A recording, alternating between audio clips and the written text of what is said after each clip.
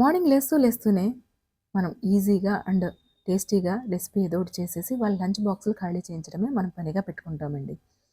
So, దానికోసం ఈజీగా అయిపోయేది అండ్ టేస్టీ రెసిపీ వచ్చేసి మనకి ఈ బీరకాయ ఫ్రై అండి.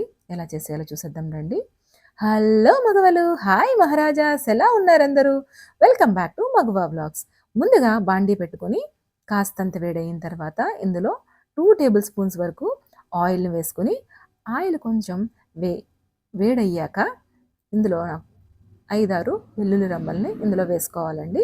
చూస్తున్నారు కదా! అవి కాస్తంత వేగగానే ఒక టేబుల్ స్పూన్ వచ్చేసి పోపులు, అలాగే టేబుల్ స్పూన్ వచ్చేసి జీలకర్ర, 4, 5 ఎండుమిర్చి, 5, 6 కరివేపాకు రెమ్మల్ని కూడా వేసుకొని బాగా వేయించుకోవాలండి. అవి వేగిన తర్వాత 2 ఉల్లిపాయలు, 4 పచ్చిమిర్చిని కూడా సన్నగా తరుక్కొని ఇలాగ బ్రౌన్ షేడ్ వచ్చేంత వరకు వేయించుకోవాలండి.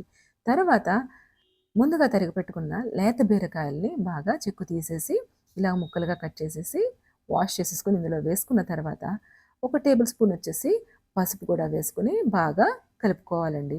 ఇలా ఆయిల్లో మగ్గిన తర్వాత టేస్ట్‌కి సరిపడా సాల్ట్‌ని కూడా ఇందులో యాడ్ చేసుకోవాలండి.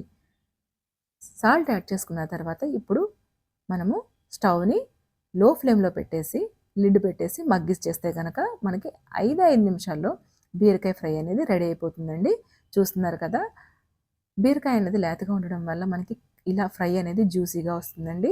చాలా చాలా టేస్టీగా ఉంటుంది అండ్ ఈజీగా డైజెషన్ అయిపోతుంది. పిల్లలకి చాలా చాలా ఆరోగ్యం అండి ఈ కర్రీ. ఈ టేస్టీ రెసిపీ కనుక మీకు నచ్చినట్లయితే లైక్ చేయండి, షేర్ చేయండి. సబ్స్క్రైబ్ చేసుకోవడం మాత్రం మర్చిపోవద్దండి. థ్యాంక్ యూ ఫర్ వాచింగ్ అండి. బాయ్ బాయ్ అండి.